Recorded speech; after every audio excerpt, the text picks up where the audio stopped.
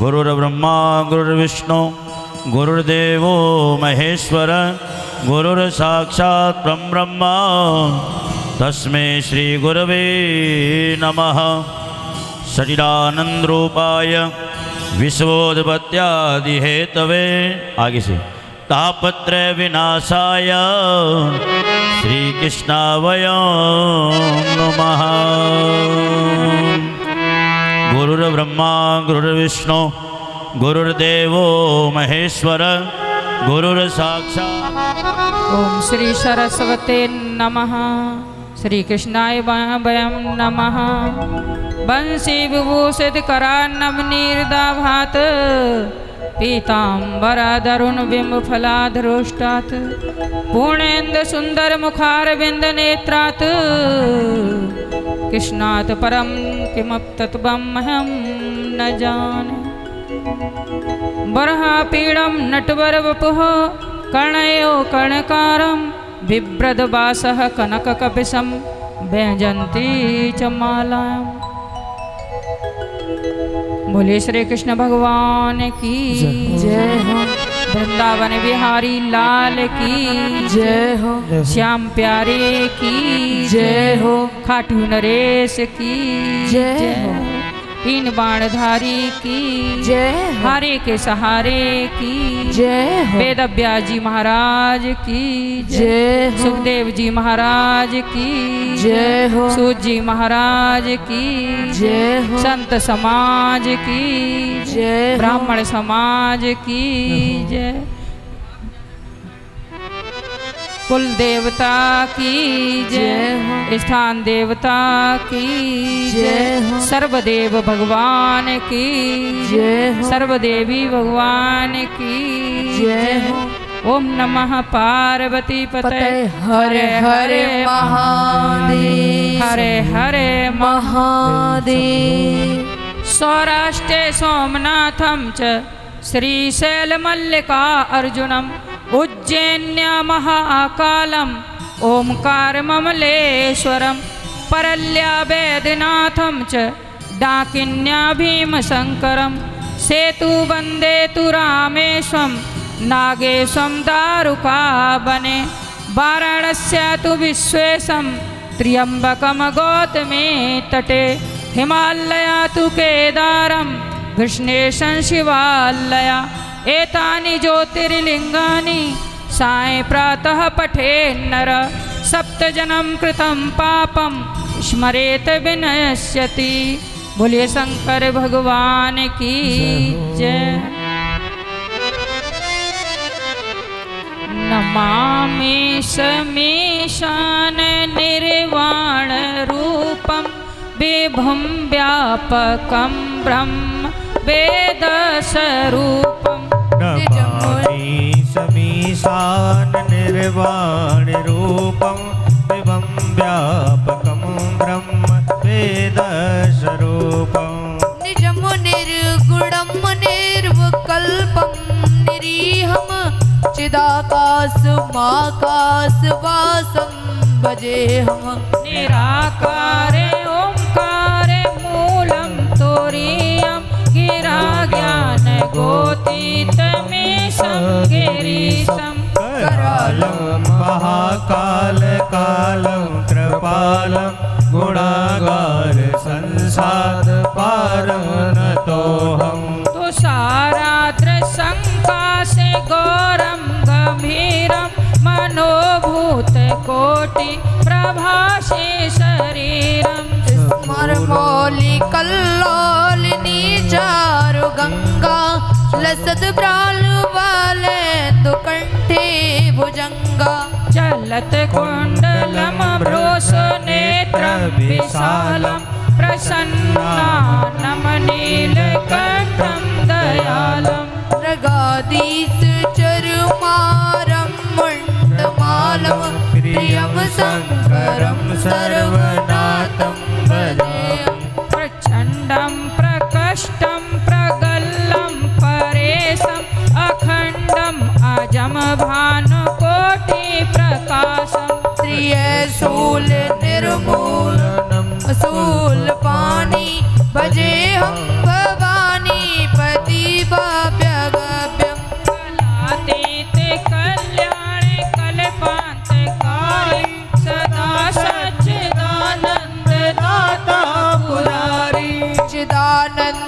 संदो मोहापहारी प्रसीद प्रसीद प्रभु मंत्रधारी न यावद उमानाथ पादारे विन्दं भजन्ते ह लोके परे वा नराणाम् ताव सुखम शांति संतापनाशम प्रसीद प्रभु सर्वभूतादिवासम न जानामि जोगं जपं नैव पूजं न तो हम सदा सर्वदा समेतोभ्यम् जरा जन्म दुखोत्तातव्य मानव प्रभु पाए आपन नमामि शंभु जरा जन्म दुःखात् तातप्यमानं प्रभु पाहि आपन नमामि शंभो प्रभु पाए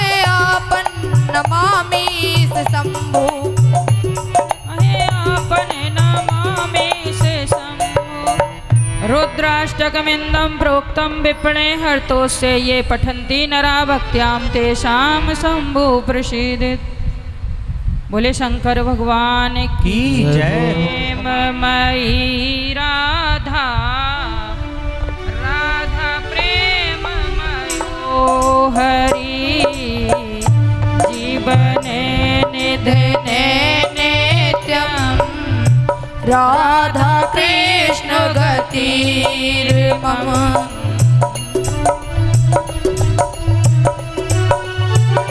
कृष्ण से द्रविणं राधा राधया द्रविणं हरि जीवने निधने नित्यं राधा कृष्ण गतिर्मम कृष्ण प्रेममयी राधा राधा प्राणमयो हरि जीवने निधने नित्यं राधा कृष्ण गतिर्मम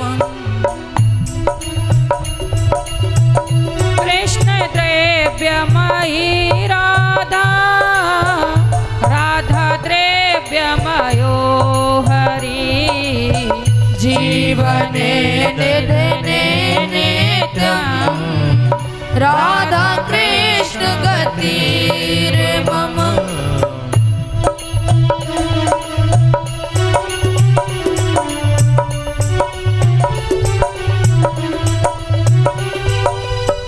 कृष्ण ग्रस्थे राधा राधा ग्रस्थे तो हरि जीवने निधने नित्यं राधा कृष्ण गतिर्मम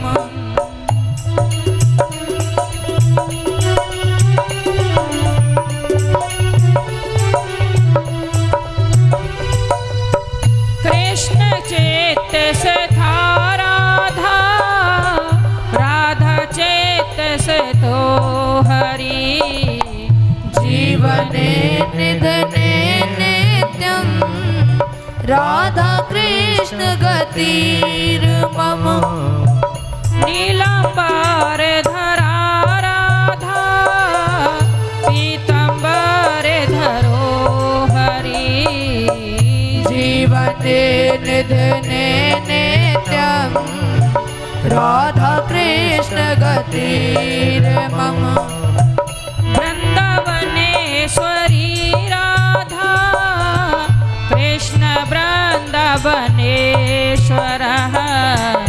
जीवने निधने नित्यं राधा कृष्ण गतिर्मम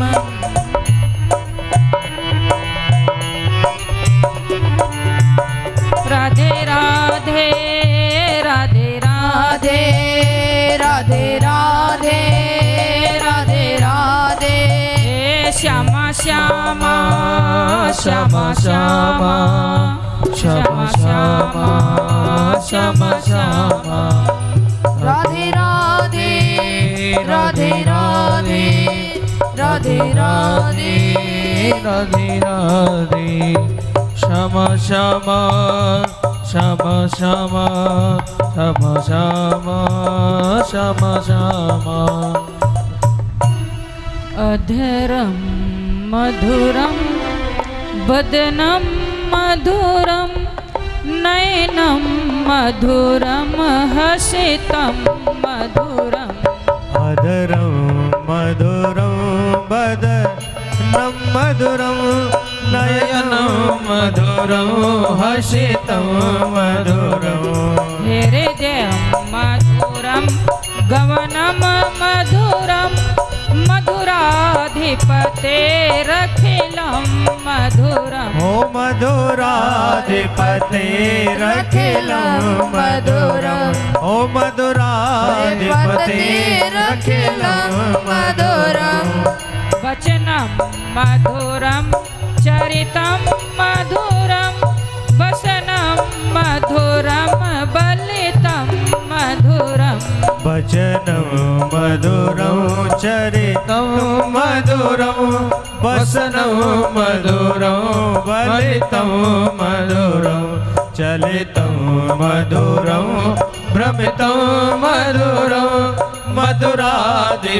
मधुराधिपतेरखिलं मधुरं ओ मधुराधिपतेरखिलं मधुरं वेणुर मधुरो रे वेणु मधुरो वेणु मधुरो रेणु मधुरो पाणिर मधुरो पादो मधुरो पाणिर मधुरो पादो मधुरो नित्यं मधुरं सख्यं मधुरं नित्यं मधुरं सख्यं मधुरं मधुराधिपतेरखिलं मधुरम् ओ मधुरायपतेरखिलं मधुरं गीतं मधुरं पीतं मधुरं गीतं मधुरं पीतं मधुरं भोक्तं मधुरं शोक्तं मधुरं भोक्तं मधुरं शोक्तं मधुरं रूपं मधुरं तिलकं मधुरं रूपं मधुरं तिलकं मधुरं मधुराधिपतेरखिलं मधुरम् हो मधुराधिपतेरखिलं मधुरम् कर्णं मधुरं तरणं मधुरं कर्णं मधुरं तरणं मधुरं हरणं मधुरं रमणं मधुरं हरणं मधुरं रमणं मधुरं भ्रमितं मधुरं समितं मधुरं भ्रमितं मधुरं समितं मधुरं मधुरायपतेरखिलं मधुरम् मधुरायपतेरखिलं मधुरम् हो गुंजा मधुरा माला मधुरा गुंजा मधुरा माला मधुरा यमुना मधुरा वीची मधुरो यमुना मधुरा वीची मधुरा सलिलं मधुरं कमलं मधुरं सलिलं मधुरं कमलं मधुरं मधुरायपतेरखिलं मधुरम् मधुरायपतेरखिलं मधुरम् हो गोपी मधुरा लीला मधुरा गोपी मधुरा लीला मधुरा युक्तं मधुरं भोक्तं मधुरं युक्तं मधुरं भोक्तं मधुरं द्रष्टं मधुरं श्रेष्ठं मधुरं दृष्टं मधुरं श्रेष्ठं मधुरं मधुराधिपति पतेरखिलं मधुरम्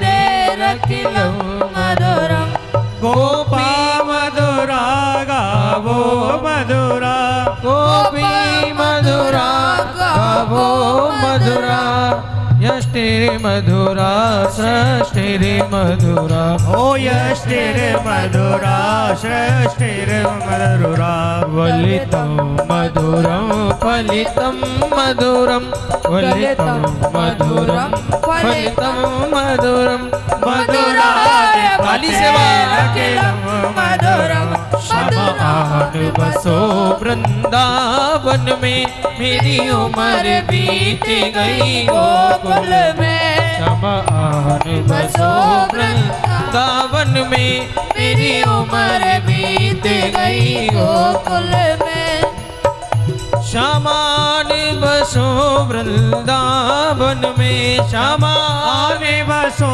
वृंदावन में शमान बसो वृंदावन में शमान बसो वृंदावन में शमान बसो वृंदावन में मेरी उम्र बीत गई गोकुल में शमान बसो वृंदावन में मेरी उम्र बीत गई गोकुल में शमान बसो वृंदावन में मेरी उम्र बीत गई गोकुल में मेरी उम्र बीत गई गोकुल में मेरी उम्र बीत गई गोकुल में मेरी उम्र बीत गई गोकुल में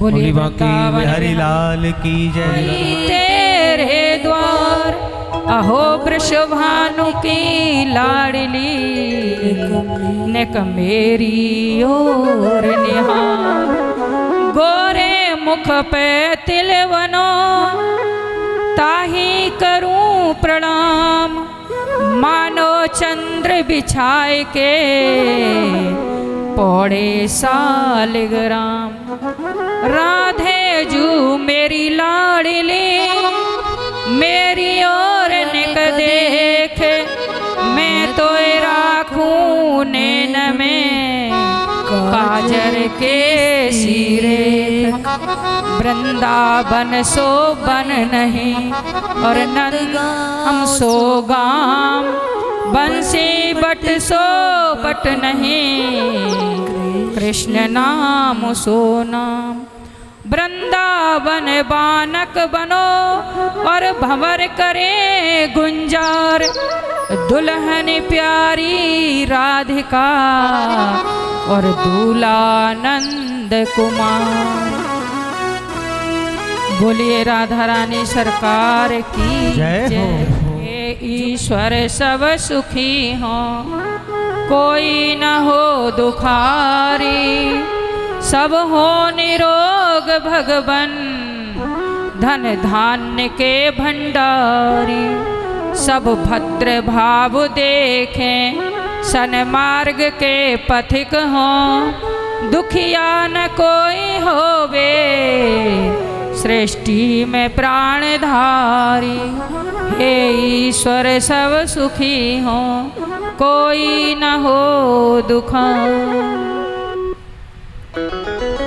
सुखी बसे संसार सब दुखिया रहे न को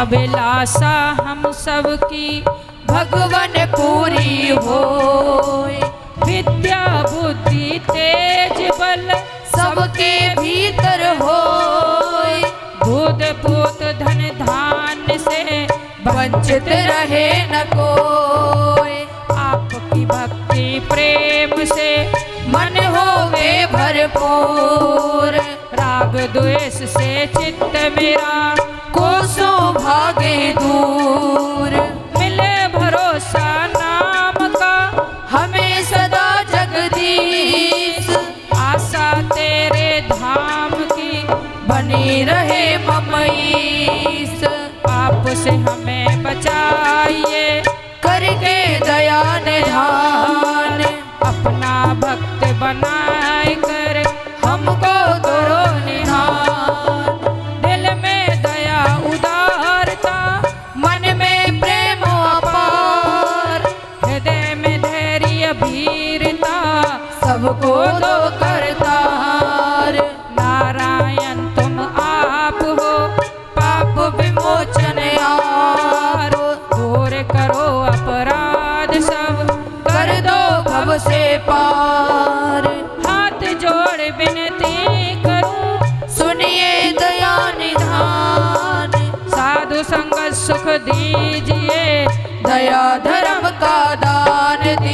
दया धर्म का दान दीजिए दया धर्म का दान। दीजिए दया धर्म।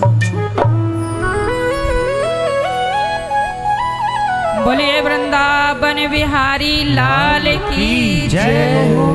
जय जय श्री राधे श्याम, जय जय श्री राधे श्याम श्याम। श्री श्याम श्री श्याम श्री बोलो ना प्यार से राधे राधे एक बार और भाव से बोलिए राधे राधे। जितना हम हाथ उठा करके राधे राधे कहते हैं, कृपामयी राधे हम पे बहुत कृपा करती हैं, सारे कष्ट सारे दुख हर लेती हैं, बहुत दयामयी है राधा रानी।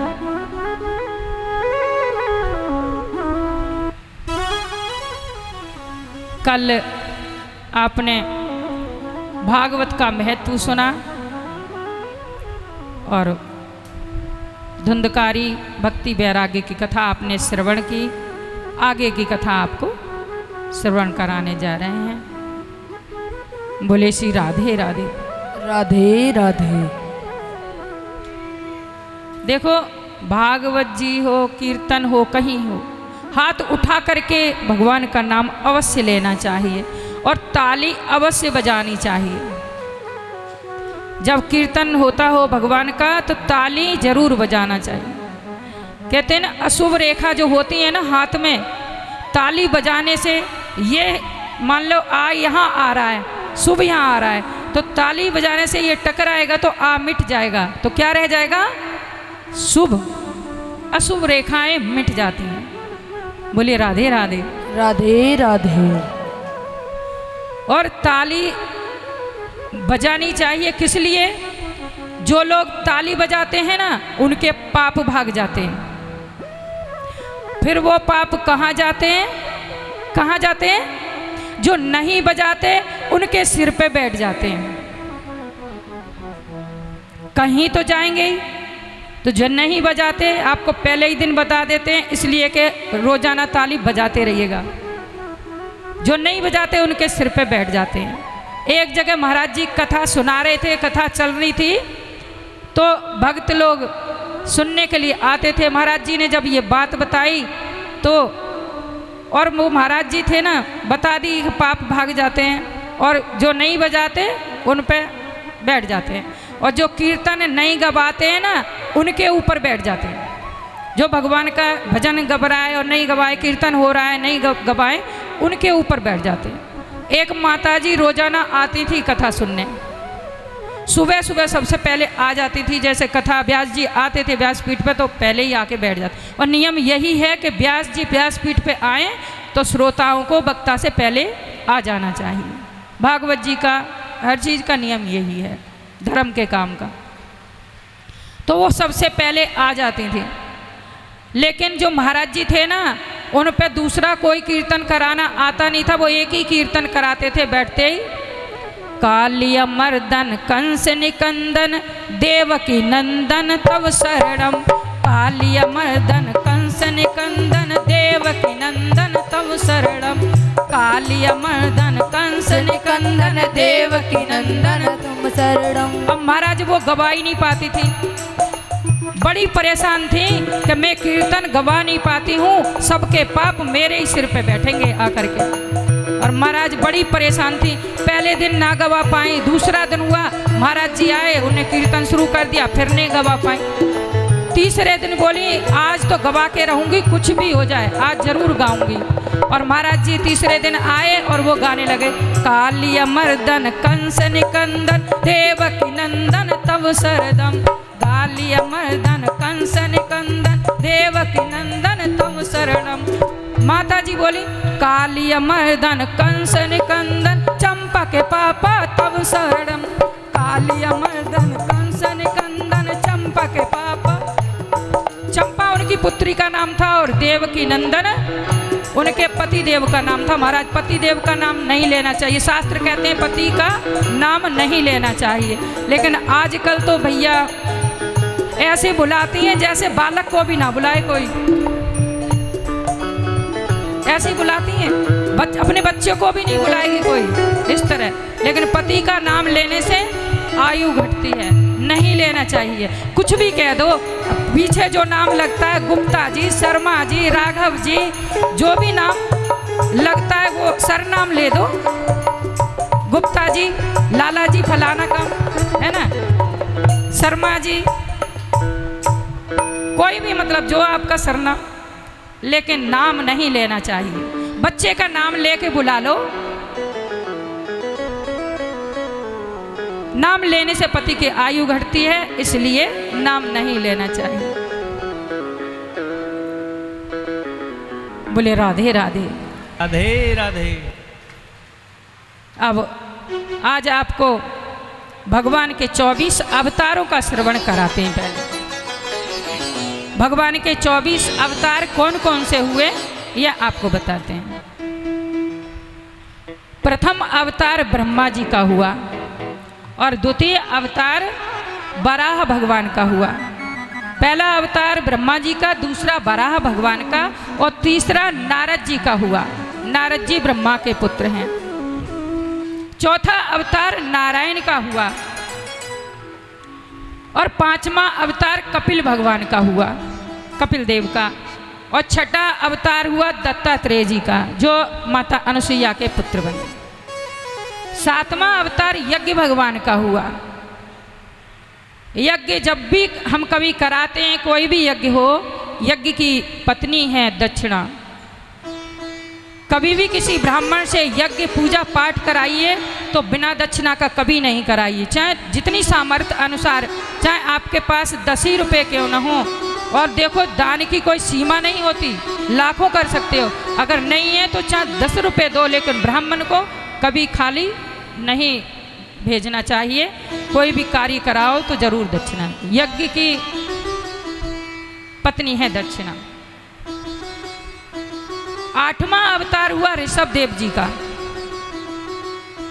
और 9वां अवतार महाराज पृथु का हुआ। 10वां अवतार मत्स्य भगवान का हुआ। 11वां अवतार कूर्म यानी कच्छप भगवान का हुआ, समुद्र मंथन के समय। 12वां अवतार धन्वंतरी का हुआ। ये भी समुद्र के मंथन के समय धन्वंतरी भगवान लेकर के अमृत का कलश लेकर के निकले। 13वां अवतार मनवंतर का हुआ और 14वां अवतार हयग्रीव का हुआ और 15वां अवतार मोहिनी भगवान का हुआ। जो भगवान ने समुद्र मंथन के बाद जो अमृत का कलश निकला तो भगवान ने मोहिनी अवतार लेकर के सबको बांट दिया। भगवान ने मोहिनी अवतार एक बार और लिया। महादेव जी फंस गए अपना वरदान दे करके भस्मासुर को भस्म होने का, तब भी भगवान ने मोहिनी अवतार धारण किया। 16वां अवतार हुआ नरसिंह भगवान का। प्रहलाद के लिए भगवान ने अवतार लिया। 17वां अवतार हुआ वामन भगवान का और 18वां अवतार हुआ महाराज परशुराम जी का। उनकी महिमा भी सब जानते हैं। रामायण में अच्छी बली राम जी ने धनुष तोड़ दिया, सारे काम हो गए और परशुराम जी आ गए, सबको डरा दिया। 19वां अवतार हुआ वेद व्यास जी महाराज का, जिन्होंने 18 पुराणों की रचना की। 4 वेदों में से 18 पुराण बनाए, इसलिए कि 4 वेदों को कोई पढ़ नहीं सकता और पुराणों को पढ़ने का कोई बाधा नहीं है। स्त्री भी पढ़ सकती हैं, सब मतलब कोई भी भगत भगवान के पुराण पढ़ सकते हैं, कोई रुकावट नहीं है। अगर पढ़ेंगे नहीं, सुनेंगे नहीं तो तरेंगे कैसे? फिर तो जब कुएं के मेढक कुएं में ही रह जाएंगे। इसलिए अवश्य सुनना चाहिए और पढ़ना भी चाहिए। सबके लिए है ये, पुरुषों के लिए भी, स्त्रियों के लिए, माता बहनों के लिए, सबके लिए।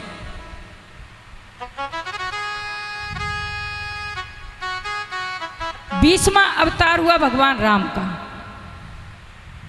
और 21वां अवतार बलराम जी का हुआ, क्योंकि भगवान श्री कृष्ण से पहले बड़े भैया दाऊ जी आए, बलराम जी का हुआ। 22वां अवतार भगवान श्री कृष्ण का हुआ। बोले कृष्ण कन्हैया लाल की जय। जो 16 कलाओं से अवतरित हुए और उनकी महिमा का गुण अभी भी सब गाते हैं और सब आनंद मगन हो जाते हैं। कन्हैया का नाम लेते ही मन में रोमांच हो जाता है। कन्हैया है ही ऐसा हमारा। 23वां अवतार बुद्ध भगवान का हुआ और 24वां अवतार हर बार जब कलयुग आता है तो कल्कि भगवान का होता है। अभी कलयुग का समय चल रहा है। अब जब कलयुग का अंत होगा तब भगवान कल्कि का अवतार होगा। बोलिए कृष्ण कन्हैया लाल की जय हो। जय जय श्री राधे, श्याम जय जय श्री राधे श्याम। सुखदेव मुनि ने महाराज परीक्षित को कथा सुनाई। सुखदेव मुनि कल आपको बताया कि जन्म लेते ही 12 बरस तक गर्भ में रहे और जन्म लेते ही 16 बरस की आयु के हो गए और वैराग्य को प्राप्त हुए। ये सुखदेव जी जो है ना, ये कोई मामूली सुख नहीं है।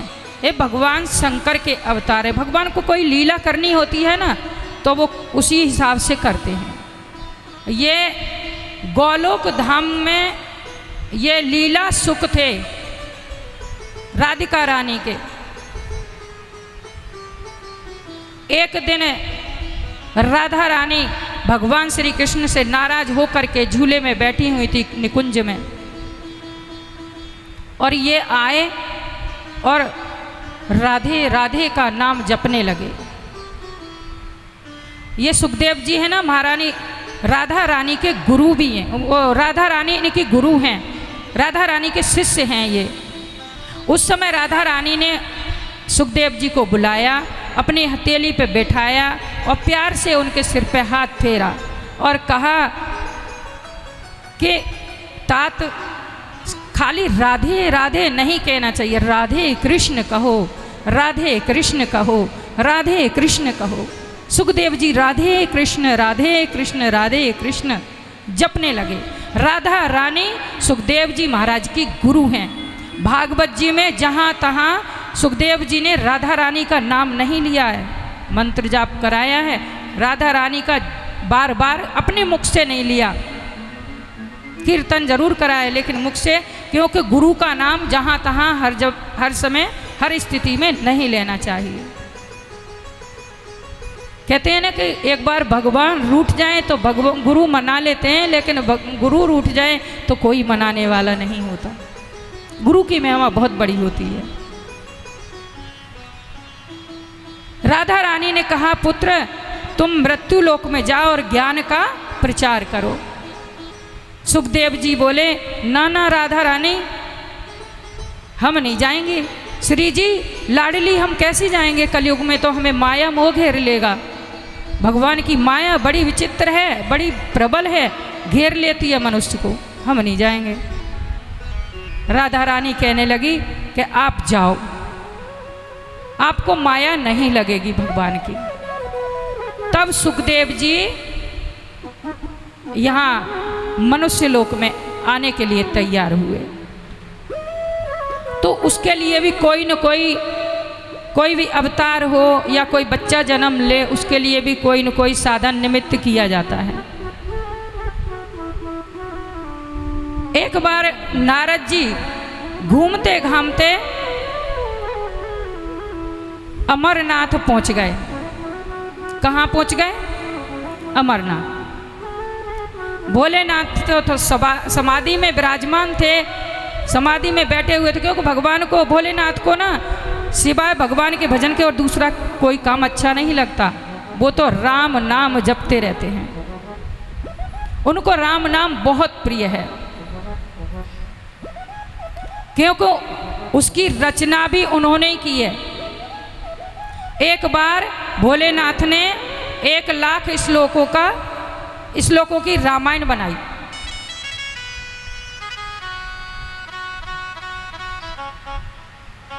और जब सब देवताओं ने, ऋषि मुनियों ने सुना तो सबके सब मांगने आ गए भोले बाबा पर। बोले हमने सुना है कि आपने बहुत श्लोक बनाए, 1,00,000 श्लोक, हमें उनमें से दे दो कुछ। 30,000 महाराज सबको दे दिए भोले बाबा ने। भोले बाबा बड़े दानी और बड़े दयालु हैं। कोई मांगे तो देने में देर नहीं लगाते। कौन समाधि से निकले सोचे दें कि नहीं दें, दे देते हैं, तथास्तु कह देते हैं। 30-30 हजार दे दिए। अब क्या बचा? 10 हजार। देवता ऋषि मुनि अभी भी ललचा रहे कि महाराज कुछ और मिल जाता तो। अब 10 हजार में उन्होंने 3-3 हजार फिर दे दिए, तो क्या बचा? 1 हजार।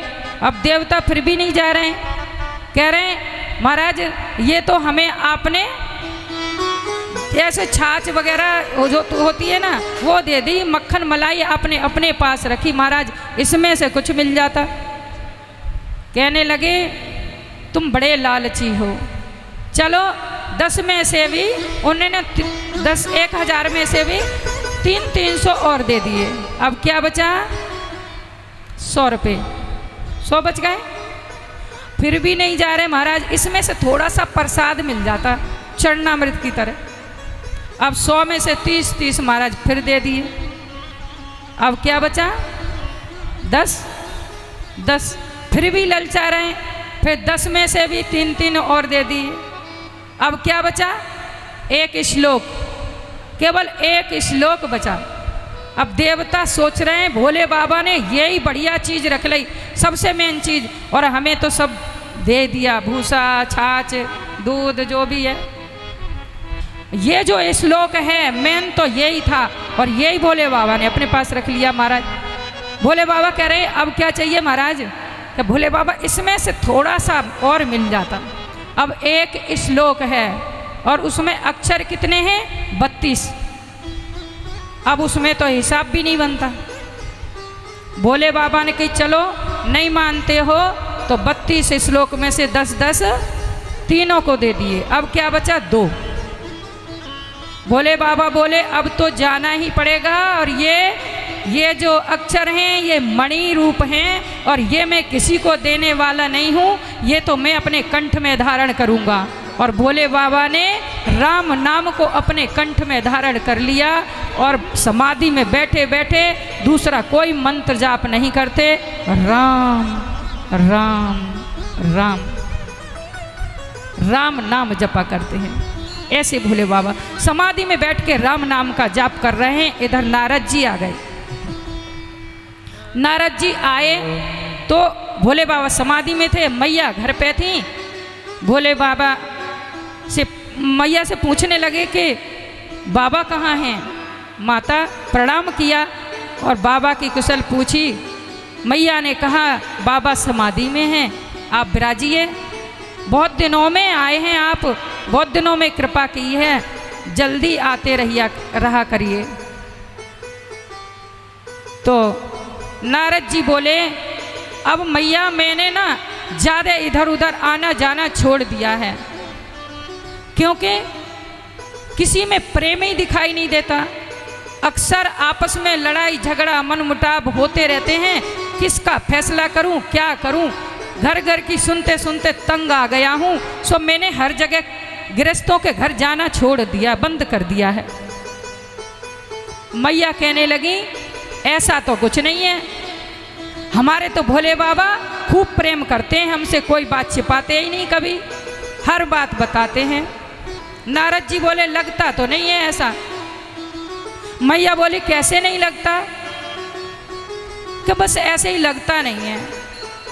अच्छा मैया ये बताओ, ये अस्थियों का पहाड़ है जो कैलाश पे, ये किसकी हड्डियां हैं? ये तो आपको बताया ही होगा। मैया चुप हो गई।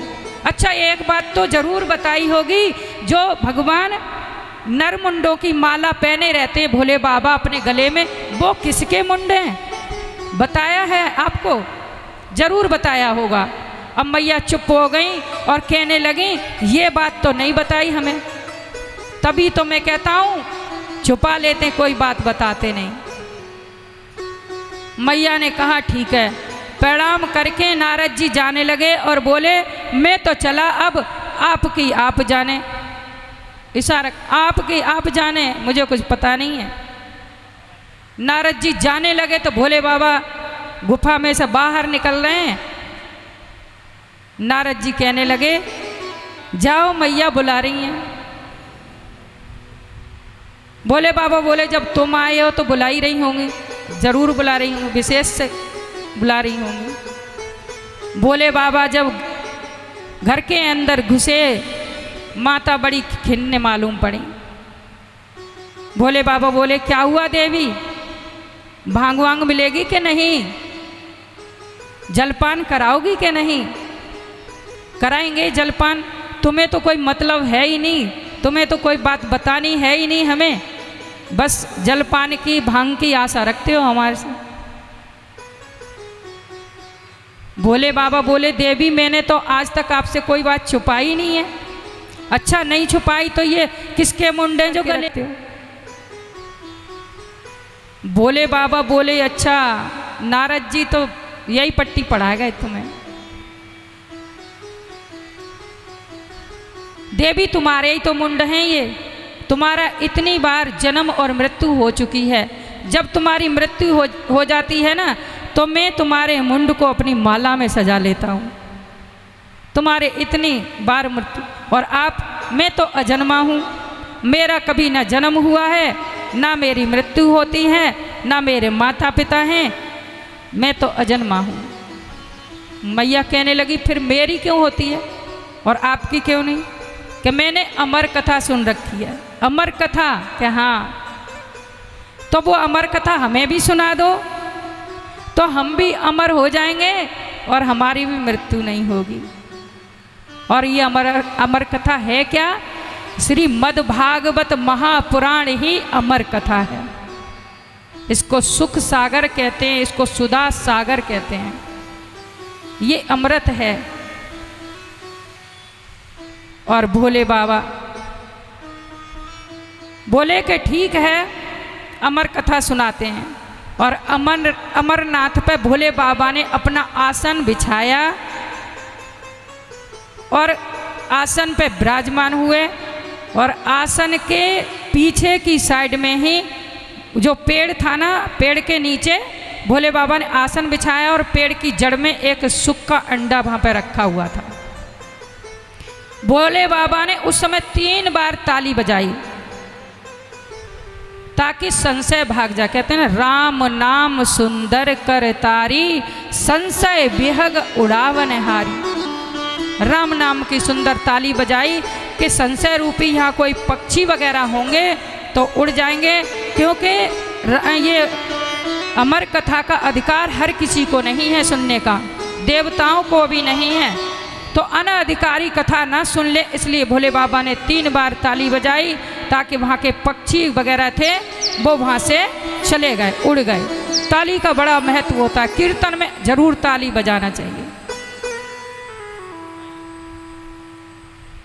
भोले बाबा आसन पर बैठ गए और वाम भाग में माँ पार्वती विराजमान हो गईं। अब कथा सुनाने लगे भोले बाबा माँ पार्वती को।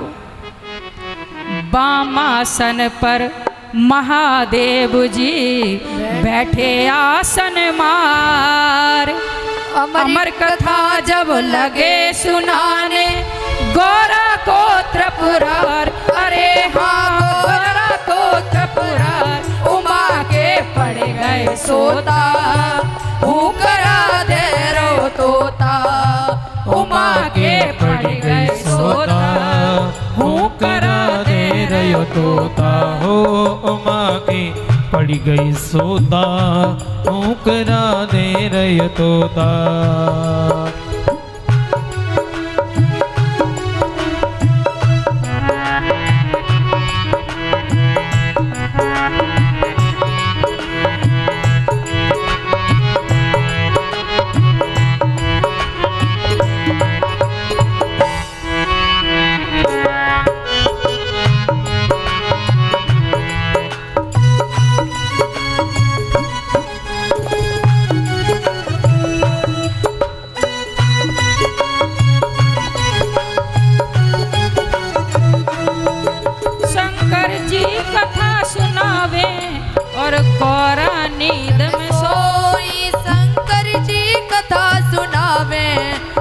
गौरा नींद में सोई। शंकर जी मस्त थे भंग में और देहु करा कोई। शंकर जी मस्त थे भंग में और देहु करा कोई। पूरी कथा सुनी तो ताने हो, पूरी कथा सुनी तो ताने। कभी वो हंसता रोता हूँ करा दे रो तोता। कभी वो हंसता रोता हूँ करा दे रो तोता। भक्ति भाव में जब डूब जाते हैं ना, जब कथा सुनते समय प्रसंग के हिसाब से भाव आने लग जाते हैं, जब हंसी का प्रसंग आता है तो कथा में हंसने लग जाते हैं, और कोई दुख का प्रसंग आता है या प्रेम का प्रसंग आता है तो आंसू बहने लग जाते हैं। कभी वो हंसता रोता हूँ करा दे रो तोता। कभी वो हंसता रोता हूँ करा दे रो तोता।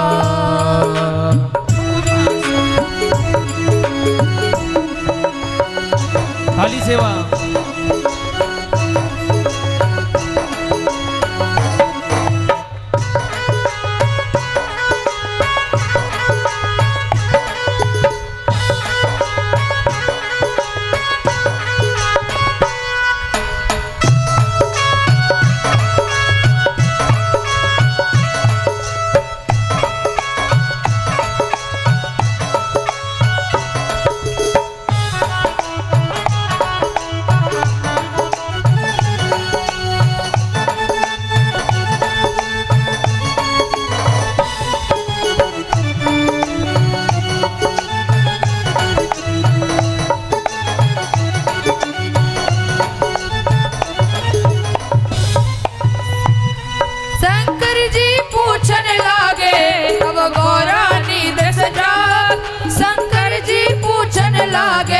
तब गौरा नींद से जागी।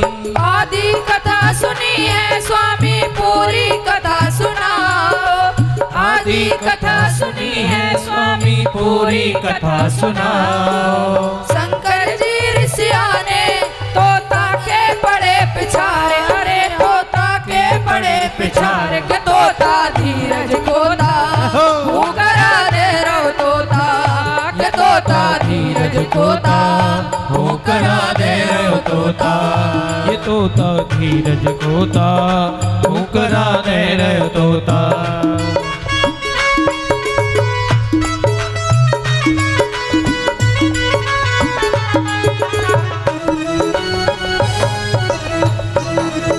दोनों हाथों करके ऊपर मीठी मीठी तालियों के साथ।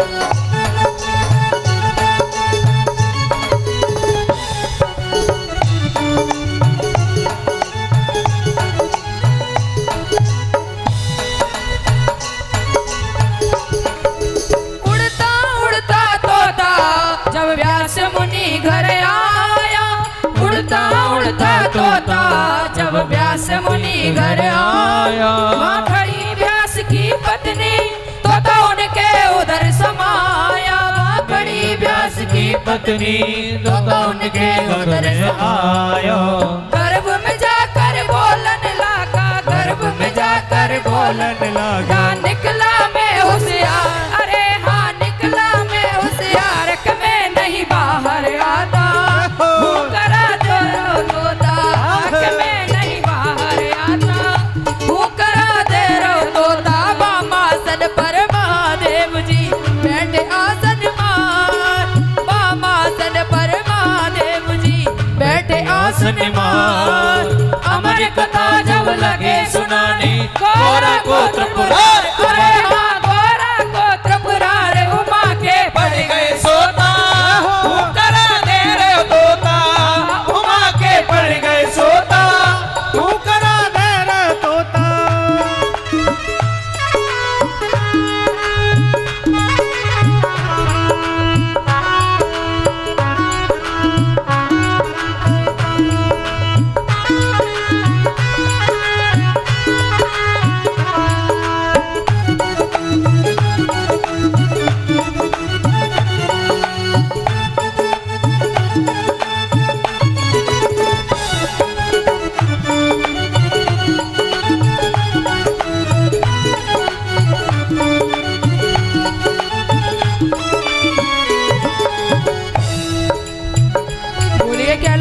की महादेव की करके सुन ली। क्योंकि जब भोले बाबा कथा सुनाने बैठे थे ना, तो मैया से कहा तुम हूँ करा देना। कोई किसी को कथा सुनाए तो हूँ करनी पड़ती है, तो कथा आगे बढ़ती है। आधी कथा मैया ने सुनी और आधी कथा पे सो गई, और वो सुख का अंडा रखा था, उनने अंडे को फोड़ लिया, उसमें तोते का बच्चा बन चुका था। और जब उसने सोचा कि मैया सो गई, अब भोले बाबा कथा बंद कर देंगे और मेरी कथा आधी रह जाएगी, मैं सुन नहीं पाऊंगा, मैया हुकरा देना बंद कर देगी। मैया की आवाज़ में तोता हुकरा देने लगा। मैया कहती थी हूँ स्वामी, हूँ स्वामी, हूँ स्वामी। अब मैया बंद हो गई और तोता ने हूँ स्वामी, हूँ स्वामी, हूँ स्वामी कह कह के पूरी कथा महाराज सुन ली। भोले बाबा ने देखा कि ये तो अनधिकारी ने, तोते ने कथा सुन ली, ये तो जहाँ तहाँ बैठ करके और कथा का वर्णन करता रहेगा, ऐसे को कथा नहीं सुननी चाहिए। भोले बाबा ने अपना त्रिशूल छोड़ा, तोते के पीछे पीछे त्रिशूल, और व्यास मुनि की पत्नी अरणी देवी नाम है उनका, और वो ऋतु स्नान से निवृत्त हो करके अपने कुटिया के दरवाजे पे खड़ी थी। इधर से तोता उड़ता हुआ जा रहा था, उनको एकदम जमाई आई, जमाई उबासी, जैसे उनका मुंह खुला और तोता सीधे उनके उदर में पेट में चला गया। अब पूरी अमर कथा सुन ली। सुखदेव जी महाराज ने अंदर जाके बोले अब मैं बहुत सुरक्षित जगह हूँ, आराम से भजन करूँगा, मैं बाहर नहीं आऊँगा। 12 बरस तक सुखदेव जी महाराज माँ के गर्भ में बैठे रहे। भोले बाबा आए, दौड़ते हुए त्रिशूल गाड़ दिया उनकी कुटिया के आगे, बोले हमारा चोर आया है यहाँ पे। व्यास जी बड़े खुश हुए, बोले महाराज आपने हमारे कुटिया पे हमें दर्शन दिए, हमारे भाग्य धन्य हो गए महाराज। बोले भाग्य काय के धन्य हो गए, मेरा चोर आया है तुम्हारे घर में।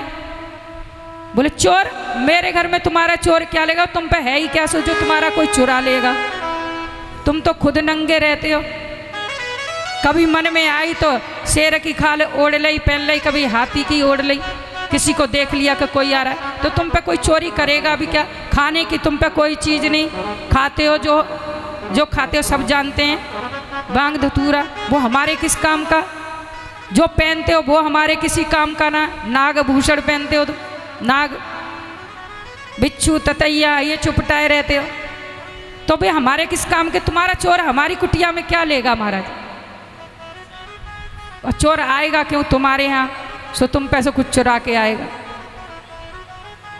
भोले बाबा बोले एक तोता आया है और तुम्हारी पत्नी के पेट में चला गया, वही मेरा चोर है।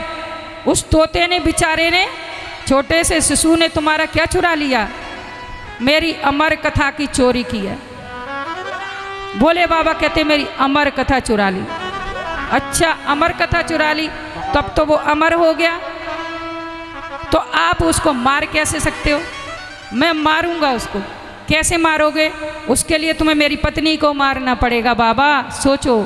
और फिर वो अमर हो चुका है, अब वो मरेगा क्यों। अगर मार दोगे ठीक है, आप मार सकते हो, संगार करता हो मार सकते हो, लेकिन तुम्हारी कथा का सार चला जाएगा, फिर अमर कथा कौन कहेगा उसको। भोले बाबा समझ गए, बोले अब तो ये भोले बाबा के अमर कथा के भोले बाबा के अवतार हैं सुखदेव मुनि। बोले शंकर भगवान की जय हो। 12 बरस तक बैठे रहे। वेद व्यास जी कहते पुत्र बाहर आओ, तुम्हारी माता को बड़ा कष्ट होता है। मैं बाहर नहीं आऊंगा, विष्णु की माया मुझे घेर लेगी। माया घेर ली। माया को जो काम क्रोध लोभ मोह मद मत्सर जे माया के परिवार के होते हैं, उनको सबको बुलाया गया और कहा कि तुम यहाँ इनको कहो सुखदेव जी को कि बाहर आ जाएं, हम उनके नज़दीक नहीं जाएंगे। तब सबने कहा कि हम 6 कोस की दूरी पर रहेंगे, जहाँ सुखदेव मुनि विराजमान रहेंगे उससे 6 कोस की दूरी पे हम रहेंगे, उससे आगे नहीं बढ़ेंगे। वो सब कह के चले गए सुखदेव मुनि को माया नहीं लगेगी। जितने धर्म के कार्य होते हैं, धर्म के निमित्त होते हैं, सत्य, सोच, तप, धर्म, ये सब ये बुलाए गए और इन्होंने कहा हम आपको कभी छोड़ करके नहीं जाएंगे। तब सुखदेव मुनि बाहर आए गर्भ से और 12 वर्ष की अवस्था के पैदा हुए, 16 वर्ष की अवस्था के दिखने लगे और तुरंत वन को चले गए। वेद व्यास जी मुनि को बड़ा दुख है, पुत्र चला गया और मैंने इतने पुराणों की रचना की, इनका प्रचार प्रसार कैसे होगा, पुत्र मेरा चला गया, एक बार किसी तरह आ जाता, ये मन में हमेशा दुख बना रहता है। लेकिन सुखदेव मुनि जा करके वन में तपस्या करने लगे, कुटिया बना करके। बोलिए हरे हरे महादेव, हर हर महादेव। बोले कैलाशपति महादेव की जय हो। वेद व्यास मुनि ने 4 वेदों में से 18 पुराणों की रचना की। जब भागवत पुराण की रचना कर रहे थे तो बड़े बेचैन हैं, बड़े परेशान हैं, दुखी हैं कि मैंने इतने पुराणों की रचना की लेकिन मुझे शांति नहीं मिली, परम शांति नहीं मिली। ये शांति कैसे प्राप्त हो? कहते हैं ना, संत लोग बड़े दयालु होते हैं, कोई दुखी होता है तो संत अवश्य आ जाते हैं। तो नारद जी वहाँ पर आए। नारद जी ने कहा, वेद व्यास जी आप चिंतित क्यों हैं? व्यास जी ने कहा, महाराज मुझे शांति नहीं मिली, मैंने इतने पुराणों की रचना की। नारद जी कहने लगे, उन पुराणों में आपने क्या क्या लिखा? वेद व्यास जी कहते भरपूर ज्ञान लिखा, भरपूर ज्ञान। नारद जी कहते हैं कलयुग में ज्ञान कोई सुनेगा ही नहीं, अपने आप में सब बहुत बड़े ज्ञानी अपने आप को समझेंगे, कोई किसी का ज्ञान नहीं सुनेगा। कोई ज्ञान की बताएगा भी बात मानेंगे ही नहीं, भले कष्ट उठा लेंगे लेकिन ज्ञान की बात नहीं मानेंगे। इसलिए आपने ज्ञान लिखा है लेकिन उसका इतना कलयुग में प्रभाव नहीं पड़ेगा। फिर क्या करें? आप कन्हैया के बाल रूप का चरित्र लिखिए, उसकी रचना कीजिए। वेद व्यास जी कहने लगे कि मैं लिखूं तो सही, और उसका नाम रखिए श्रीमद् भागवत महापुराण।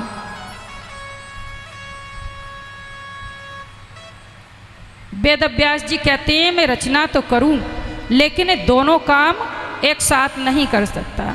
भागवत जी में 18,000 श्लोक हैं, 12 इसमें स्कंद हैं, महत्व है।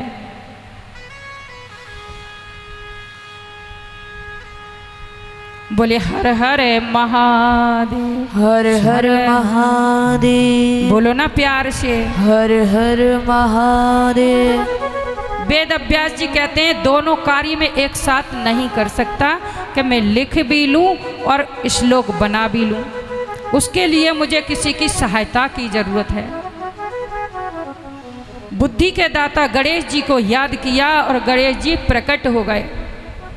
वेद व्यास जी ने कहा तुम मेरी सहायता करो पुराण लिखने में। गणेश जी बोले सहायता तो मैं कर दूंगा लेकिन एक शर्त है मेरी। क्या शर्त है आपकी? कि मैं जो भी श्लोक लिखूंगा तुम्हें लगातार बोलने पड़ेंगे, लगातार, जब तक तुम्हारा पुराण पूरा ना होगा बंद नहीं होगे, श्लोक बराबर बोलते रहना पड़ेगा। व्यास जी महाराज बोले ये तो देवता हैं, इन्हें तो कहीं जाना आना है नहीं, नित्य कर्म करने नहीं जाना, और मैं तो मनुष्य हूँ, मुझे तो नित्य कर्म करने के लिए भी जाना पड़ेगा भाई। पूजा पाठ है, स्नान ध्यान है, कुछ तो करना। इसके लिए क्या करें? अब गणेश जी कहते हैं लगातार बोलो। अब कोई पुराण, एक भजन तो है नहीं जो 1 घंटा 8 घंटा 2 घंटा या पूरे दिन बैठ गए 24 घंटे बैठ गए, इतना बड़ा तो है नहीं। जब 18 श्लोक बनाने हैं और फिर वो लिखने हैं तो वो जल्दी से तो लिखा नहीं जाएगा। वेद व्यास जी सोच में पड़ गए और कहने लगे, सोच के एक युक्ति निकाली उन्होंने। व्यास जी बोले कि महाराज मैं लगातार बोल दूंगा लेकिन आपको भी, मेरी भी एक शर्त है, आपको भी मेरी शर्त माननी पड़ेगी। गणेश जी बोले कि बोलिए अपनी शर्त बताइए। मेरी शर्त ये है, मैं जो भी श्लोक बोलूँगा ना उसको सोच विचार करके लिखिए। ये नहीं है मैंने जो बोल दिया गलत भी है तो तुमने लिख दिया, आगे जाके वो तो फिर किसी को तारेगा थोड़ी, गलत लिख गया तो वो तो किसी का अनिष्ट भी कर सकता है। इसलिए आप बुद्धि के दाता हैं, आप पूरे श्लोक को पहले जांच करें उसके बाद लिखें। गणेश जी बोले ठीक है, ये शर्त मुझे मंजूर है।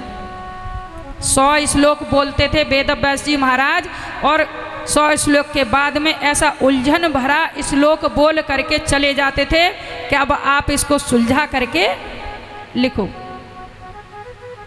गणेश जी सोचते रहते थे, माथे पे उंगली लगा के क्या सही है क्या नहीं सही है, और जितनी देर में गणेश जी सोच विचार करके श्लोक लिखते थे उतनी देर में महाराज वेद व्यास जी अपना जो नित्य कर्म था वो करके आ जाते थे।